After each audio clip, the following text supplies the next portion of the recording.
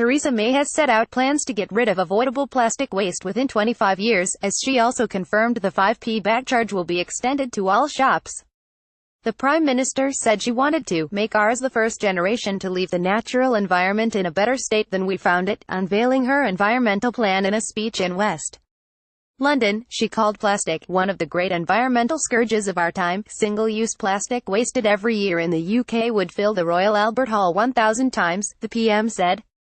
Supermarkets will also be encouraged to have plastic-free aisles where items such as fruit and veg are loose rather than wrapped up in film. Video: to wrap or not to wrap? That is the question. Charges and taxes on single-use items, for example takeaway containers, will also be considered. And the 5p plastic bag charge will now also be brought in for smaller shops, which were previously exempt.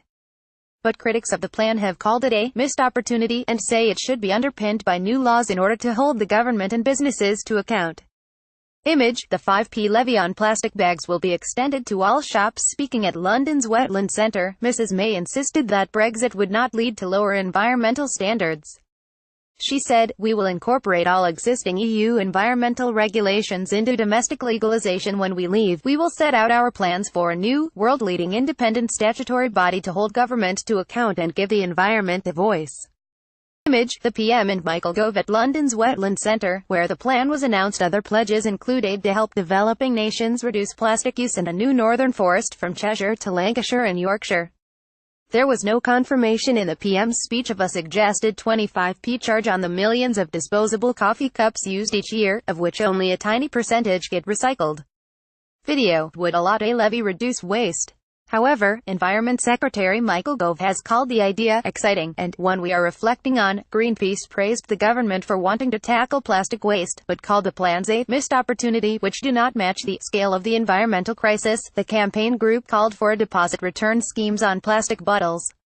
The National Trust's Patrick Begg questioned whether the plan will have the institutions and laws to ensure it really delivers across the UK. Video: a Cornish beach after Storm Eleanor. Labour attacked the Tories' environmental record and accused them of cutting renewables support and allowing air pollution to escalate. Sue Hayman, Shadow Environment Secretary, called it a cynical attempt at rebranding. She called for a fracking ban and for a new Clean Air Act, as well as backing Labour's environmental amendments to the Brexit bill next week.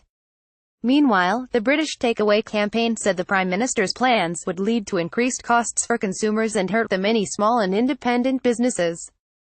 Theo, Sky News Special Report. Our ocean, with takeaways reliant on having a cost-effective solution to keeping customers' food hot, an additional plastic tax will harm the prospects of an industry which contributes £9.4 billion to the economy, Chairman Ibrahim Douglas said. The British Takeaway campaign will be consulting our members, such as the Food Service Packaging Association, to explore workable alternative solutions which do not increase costs for small businesses, or lead to higher prices for customers. More from Sky Ocean Rescue. Sky's Ocean Rescue campaign has been running for a year, highlighting the damage being done by plastics to the seas and their wildlife.